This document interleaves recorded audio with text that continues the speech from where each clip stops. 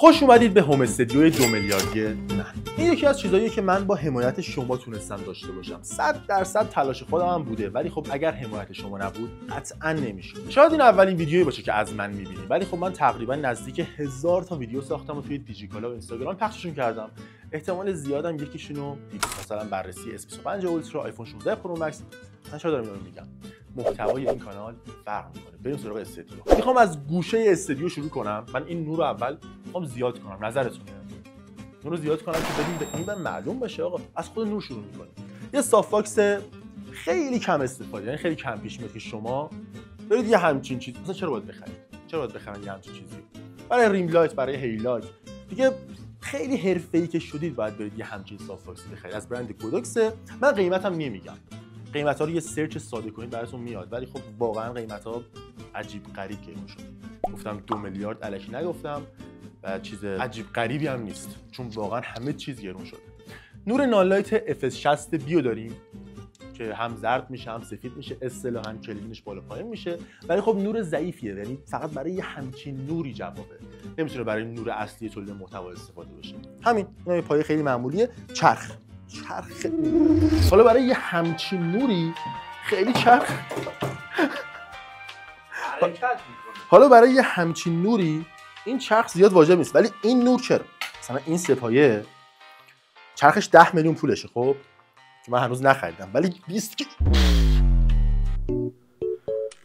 ما هر از گاهی پلنگ مازندران این بازیکن هادی چوپان، نه هادی چوپان اشتباهه، یه دستی بلندش میکنه این بازی 20 کیلو جدی. خب بعد اینجا رو من 105 یا 108 کیلو هم. کدوم سپایه رو دیدید؟ کدوم سپایه رو دیدید که یه همچین تحمل وزن داشته باشه؟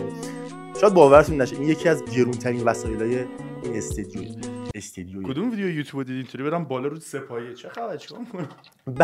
پام ندردی. بعد جالبیش چیه؟ این سپایه دراز میشه. خبر دارید درازشو؟ نه دیگه نمیگم. Holy mother of dragon.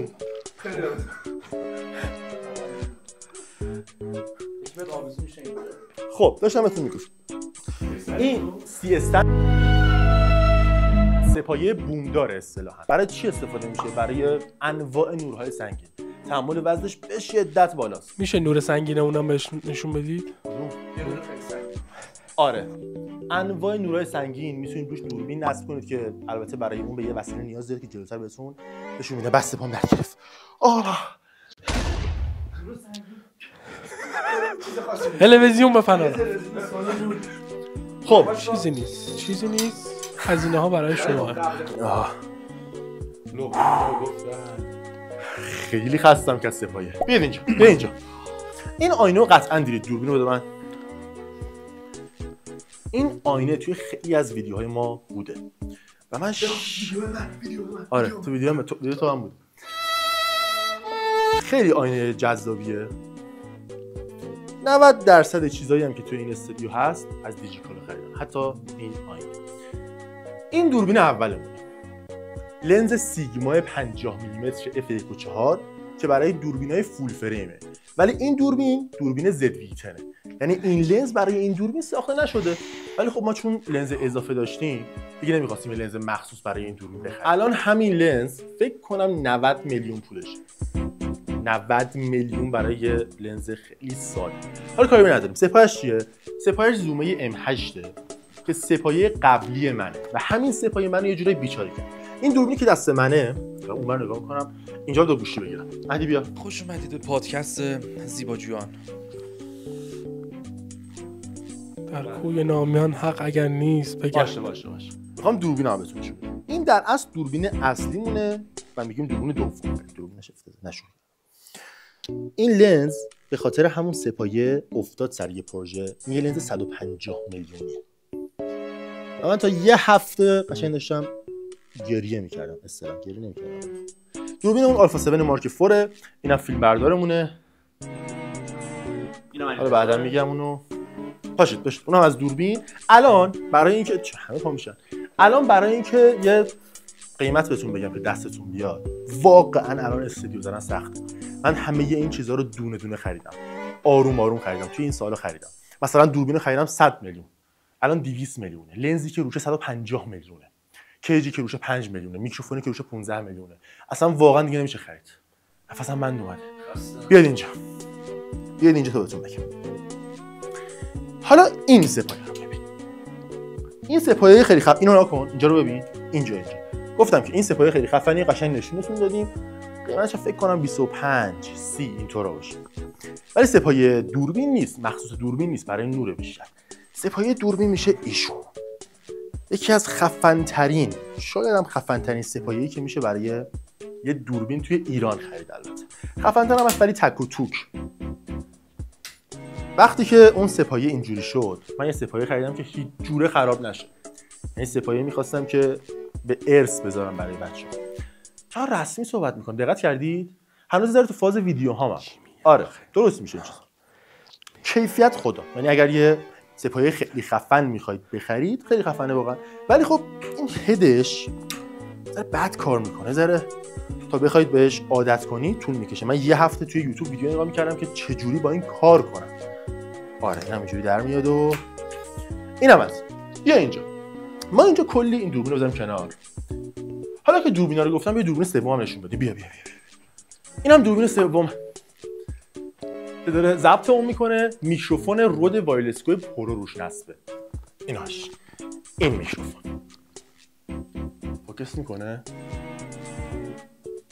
این میکروفون روش نصبه که اینم یکی از خفن ترین میکروفونای بیسیمیه که میتونید بخرید. الان صدای منو از میکروفون رود وایرلس گو پرو میشنوید، الان از هالیلند لارک M2 میشنوید.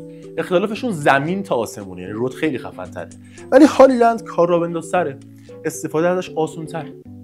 من هالیلند رو توصیه میکنم به هر کسی که میخواد میکروفون بخره. میکروفون بچه‌ها رو پس بدیم بهشون. این دوربین سوممونه. اینم با زد وی 10 مثل اون یکی دوربین. ما فقط یه دونه فول فریم داریم که اونم آلفا 7 4 داره از من ویدیو میگیره با لنز 1424 سیگما. این زد وی 10 با لنز 30 میلیمتر DGDN یا لنز مخصوص دوربینای کراپ سونیه. آره خلاص، یعنی جزء لنزهای نسبتا ارزونه. این نسبتا ارزونه که میگه همون 35 میلیون. چرا همه دوربیناتون از سونیه؟ دیگه اینو بهتون دلیل علمی داره. دلیل علمی داره. شما وقتی میخواید چند تا دوربین داشته باشید، بهتره که همه‌شون، بهتره که نه، باید این کارو کنید. باید همه دوربیناتون از یه برند باشه. دلیل اصلی اون جنس تصویریه که اون برند بهت میده. یعنی سونی یه جنس تصویر بهت میده، کنون هم یه تصویر بهت میده، نیکون هم یه تصویر بهت میده. پس دوربین اول سونیه، اگر میخوای دوربین دوم اضافه کنی، سوم اضافه کنی، اونها هم باید سونی باشن. من یه دونه کنون داشتم فروختم، زد وی 10 گرفتم. یعنی مجبور بودم که این کارو کنم چون جنس تصویر فرق میکرد. حالا بیا اینجا. من حس میکنم اونجا ذره تاریکه، نه؟ من این نور رو زیاد کنم بعد به. خب بیا اینجا. کلی اکشن فیگور و چیزای جالب داریم. اسباب بازی که فکر کنم خیلی بر بخوره، ولی کلی اکشن فیگور داریم. خانم‌های بسیار جذاب، آقایون خیلی جذاب‌تر. اینم امیرحسین میرزایی عزیز روز اولی که اومد استادیون رو شکست و یه خاطره خیلی زیبا برام گذاشت. امیرحسین متشکریم. اونایی که میگن شمشیرش کجه کامنت کنن. شمشیرش کجه؟ بله. انقدرم نیاز نیست. بیاید اینجا. فعلا میخوام اکشن فیگور نشون بدم. ونزدیو که قطعا دیدید. ونزدیو دیدی داره، درسته؟ باید دیده باشید. اسمش چی بود این دسته؟ تینگ. انقدر توی دنیای گوشی‌ها بودیم. تینگ اینجاست، من اینو خیلی دوست دارم. واقعا دوستش دارم. اینم که دیگه خوشگلی خودشو داره، واقعا جذابه. این بنده خدا چرا قش کرده؟ بلد نیستم ساختش گذاشته فریبنده. آینده عذاب. تنها لگو اورجینال استودیوی ما این لگو. واقعا لگو انقدر گرونه که نمیشه خرید. واقعا نمیشه خرید. فکر کنم الان 5 تومن پولش باشه. ما همه اینا رو خریدیم فکر کنم 20 تومن. این به تنهایی 5 تومن. خب چرا اصلا؟ این میدونید چیه؟ این جامونده از دامبلدور راستش بخوام. من ماشین رو بردم کارواش، توی داشبورد بود ایشون و نمیگم حالا کدوم کارواش، 100% هم مطمئن نیستم، ولی داشبوردی که باز کردم بعد از کارواش آقای دامبلدورمون نبود. حالا یا با ققنوسش رفته بود یا واقعا دزدیدنش فکر کنم. خودمون گول نزنیم. بیاید. اینم که از دوباره بیایم اینجا. میخوام اینا رو بهتون نشون بدم.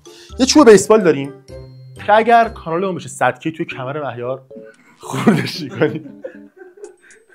جدی میگم مهیار نشون بده. چون اینجوری وایسارید شما؟ کمر ببینم. ببین میخوام تست بگیرم. نه نمیخوام بزنیم. نه اون کمر این صدکی نشد. حس می‌کنم خیلی محکم زد. اشارت خوبه فرید چون قربونت. نوکریم. بیا اینجا. اینا چیه؟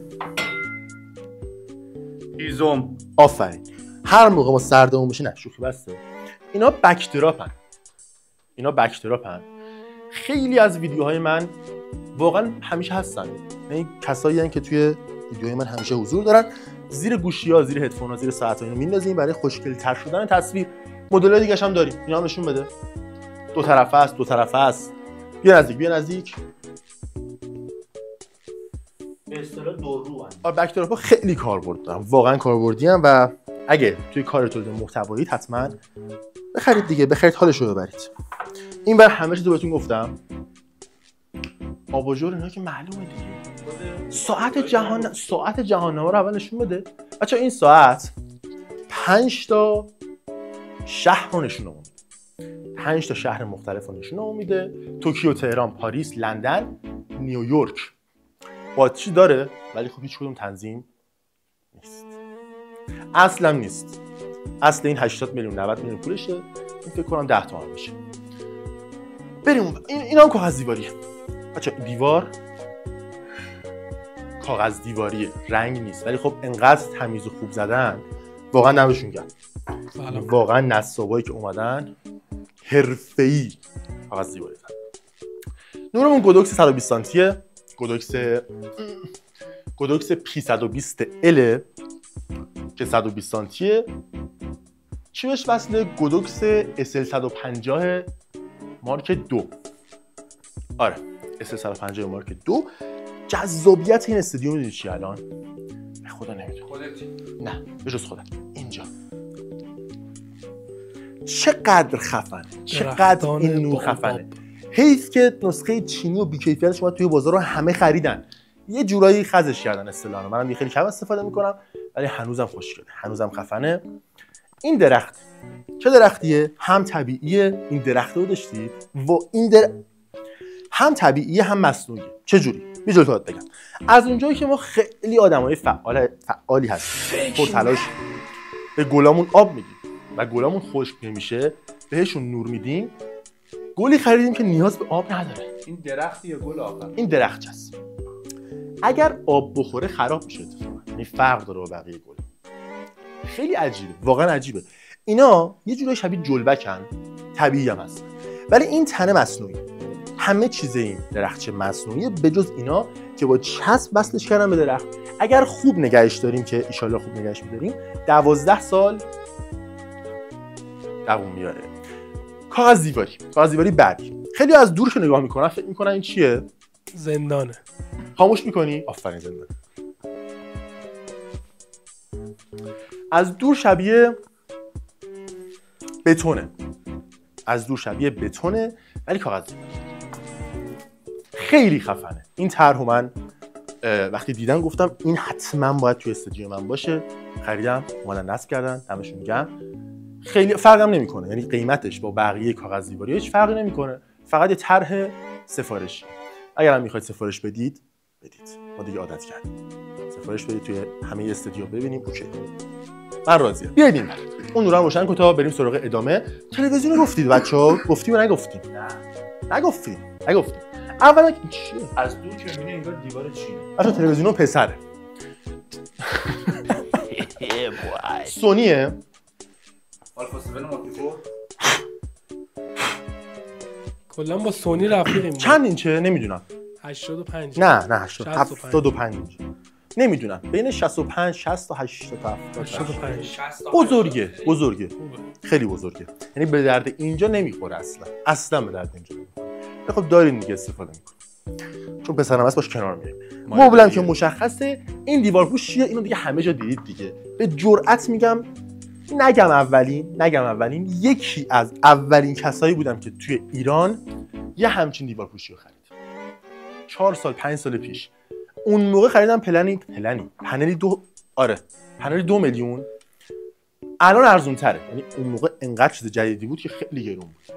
الان از اون موقع که من خریدم خیلی ارزون تره. بریم سراغ ستاپ خفنم. نه خدایی ستاپ رو ببین.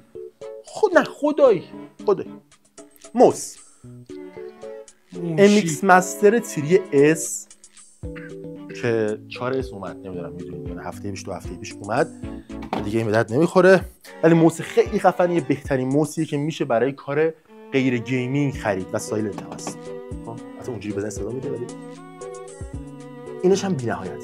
آخ این تا صبح میچرخه، خیلی هم حس باحالی داره. اینم موسپده، اینم کیبوردمون ضعیفه. ببین تنها چیزی که توی استودیو من هنوز ضعیفه، من نرفتم سراغ خفن ترش، یکی مانیتوره، یکی کیبوردمو دوست دارم، بهش عادت کردم، من یه جوری دوست ندارم عوضش کنم. دلیلش اینه ارزون ترین کیبورد مکانیکی که توی بازار پیدا میشه این کیبورده. الان نمونه مشابهش توی بازار 3-4 تومن.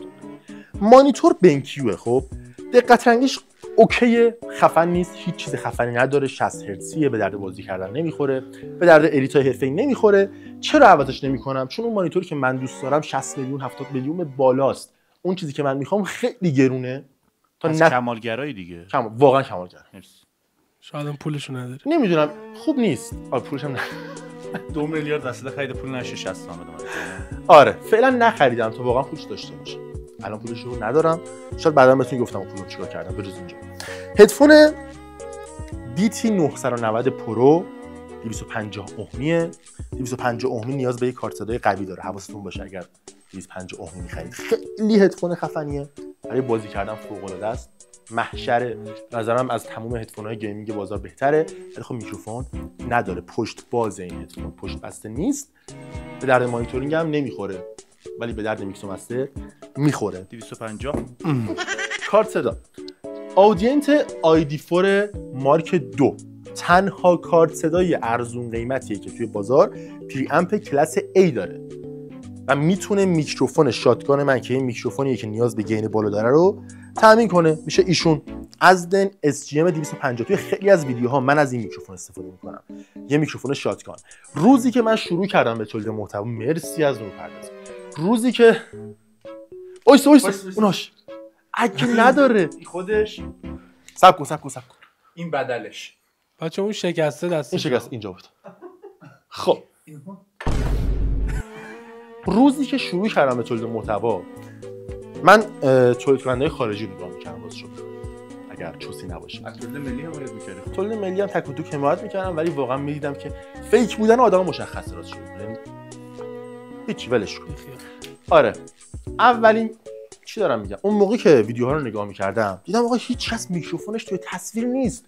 مگه میشه؟ چیکار میکنن؟ بعد محتواهای ایرانی همشون میکروفون داشتن مثل الان من. گفتم چیکار میکنم واقعا؟ بعد فهمیدم چیزی هست به نام میکروفون شاتگان، دقیقاً همون چیزی که توی فیلم‌های سینمایی استفاده میشه. البته این اونقدر خفن نیست ولی خب بازم میکروفون خوبیه. این فکر کنم الان 25-30 تومن، نمیدونم دقیق قیمتا دیگه از دستم در رفته. قیمتش باشه به همین دیگه. خسته است. به کارت صدا هم این خاص. آره گناه داره. بیا بالا عمو، بیا بالا جان. خب اینم کیس جذاب منه. کیسو بده خودم اینجا خوشگل از اینا بگیرمش. خیلی دوست دارم کیسو. من شاید باورتون نشه اول کیسو خریدم، یعنی اول مدل کیسم رو انتخاب کردم، بعد قطعاتش خریدم. در این حد این مدل رو دوست داشتم. ایسوس تاف GT 502. حالا اگر تونستم روی صفحه مشخصات کامل کیس هم براتون میذارم. خیلی کیس قوی نیست ولی کار من رو راه میندازه. تازگیان 2 تا رم بهش اضافه کردم. الان 64 گیگ رم داره. خسته است. این داره میفته. خدا کیستون روی موتور فکر کنم میسوزه بالا. آره کیس من شاید باورتون نشه. 3 سال پیش خریدم، درسته؟ 2 سال. 3 سال پیش. آره اون موقع 50 گرم طلا فروختم. اینو خریدم. 50 گرم طلا الان میشه چقدر؟ میشه 500 میلیون. هر از گاهی البته اگه نمیخریدم شاید اینجا نبودم. این چیزا هست دیگه. تصمیمایی که ما میگیریم نشون میده که ما الان اینجا. 64 گیگ رم داریم، کور 7 13700K داریم، کارت گرافیکمون 3060 3060 دارم. چقدر ضعیف کارت گرافیکم. اب نداره، کار من رو راه میندازه برای ادیت یا هر چیز دیگه. ادیتورمون که آقا مهرابه. راضی یا نیستی؟ تو میتونی مگه راضی نباشی؟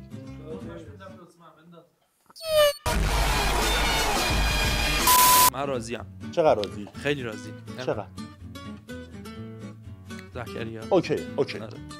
اینم از کیسمون. صندلیم افتضاح. اوکیش میکنم، فعلا پول نداریم. چه سر جاش نیست؟ این شلف شما داری آره؟ شلفی هم دارم، نشونتون میدم. این شلفمون. اون مهیاره. اون که مهیار آره. بقیه شلفمونه. میکروفون رود وایرلس که پرو که نشون دادم. گیمبال ویبیل اس داریم. این ماجیک آرمه با یه ماشین چرخدار برای یه سری از تصویرهای خاص. این برای تمیز کردن وسیله‌هامونه. این شمع فیلتر اندی نیستیه که توی یکی از پروژه‌هامون شکست. فکر کنم ما این خریدیمش تو اولین پروژه شکست. چیز خیلی خفنیه، خیلی هم گرونه، یعنی دوباره نمیتونم بخرم، شاید باورتون نشه. موس قبلیم لاجیتک G402 که فعلا کم استفاده میشه، برای لپتاپ استفاده میکنیم. کامنتی استفاده. آره خیلی هم موس خفنیه. این شاید باورتون نشه، من از این موس بیشتر راضی بودم تا MX Master 3S. خیلی موس خفنیه، قیمت خیلی بالایی هم نداره. چرا گفتم خیلی. باتری دوم دوربین، شارژر برای گیمبال کره زمین که میچرخه. بچه‌ها اینو اگر پیدا کردید برگردونید زندان. این بالهد کوپوه، وصل میشه به اون سپایه. هوا چطور؟ بالهد اون بره. کدومه؟ بالهد اون سپایه گنده است که میتونیم روش دوربین وصل کنیم برای تصاویری که مثلا از بالا میخوایم چیزی آنباکس کنیم. اسپیکرم اسپیکر نورو بیار مهیار این بر. اسپیکرم JBL فیلیپ 6 همه جا با ما اومده، همه چیز دیده. این محرم اسرار ماست، جعبه سیاه اکیپ ماست و امیدوارم که چیزی رو ضبط نکرده باشه.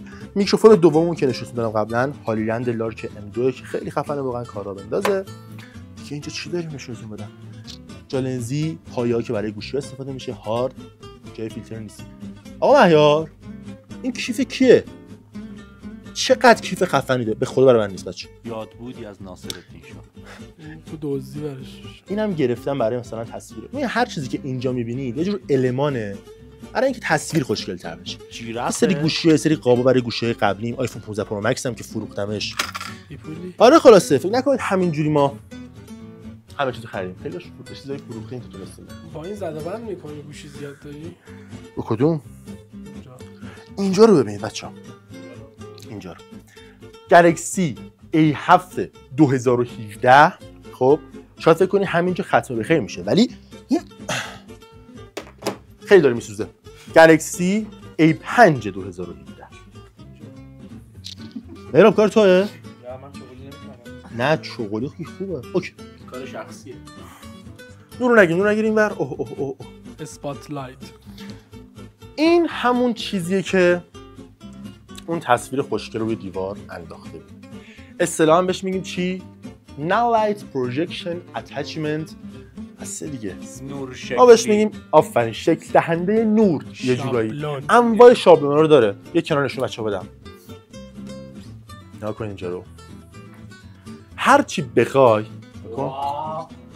یه جور شابلون داره که الان خیلی هم داغه، نمیشه بهش دست زد. هر طرحی که بخواد. معمولا شما میدونید چی رو دیدید؟ پنجره. توی تصویرهای همه الان یه پنجره هست. با یه همچین چیزی میندازه که گفتم بهتون. مگه پنجره واقعی نیست؟ پنجره واقعیه؟ شاید واقعی شاید باشه. واقعی باشه. اینم نور نانلایت F320 که وصل میشه پشت این. فکر کنم الان این 50-60 تومن باشه. من قیمتا رو میگم برای اینکه شما دستتون بیاد. بازم گفتم من اینا رو خیلی آروم خریدم، دونه دونه خریدم، هر چند ماه یکیشو خریدم. الان دارید شما رو همشو با هم میبینید.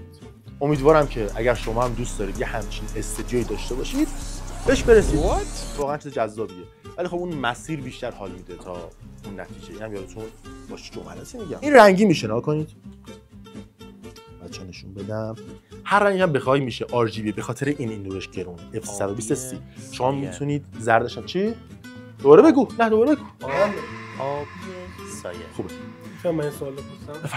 شما که توضیح دادی گفتی که بچه‌ها چی بخرن واسه استودیو؟ خب نانلایت رو بخرن یا مدل‌های چینیشو بخرن؟ مدل‌های چینیشو بخرن. چرا؟ شاید معترضای کارناوال میمونه. من یه صحبت داشته باشم.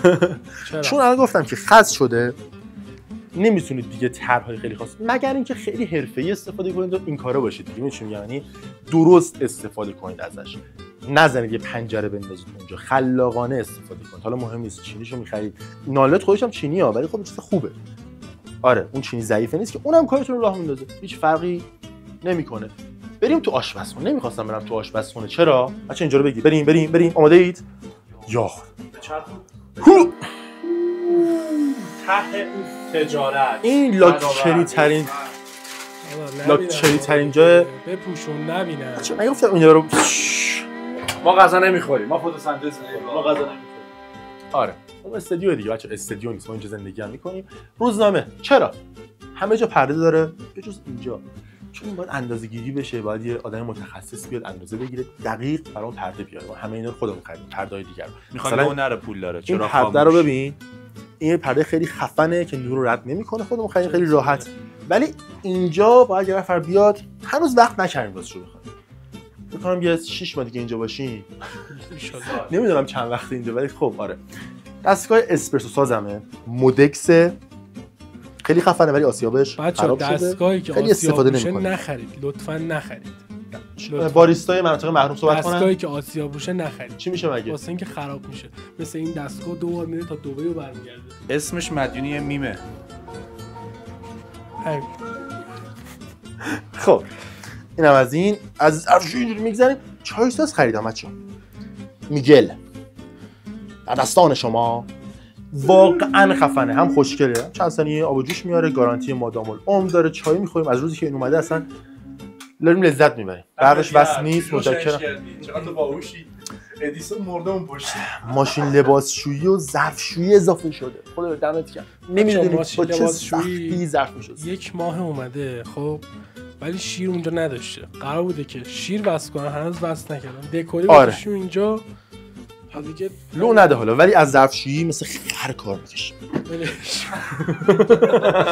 بچه‌ها گاز نه گاز خیلی کسی نشون نمیدم. بیاین بر هواپز برای اینکه غذای سالم بخوریم، برای اینکه فکر کنم یه 8 ماهی از داخلش نشستیم. این مادر آشپز اینو نشون دادی، گازم نشون بده دیگه. نه گاز خیلی کسی بزنش.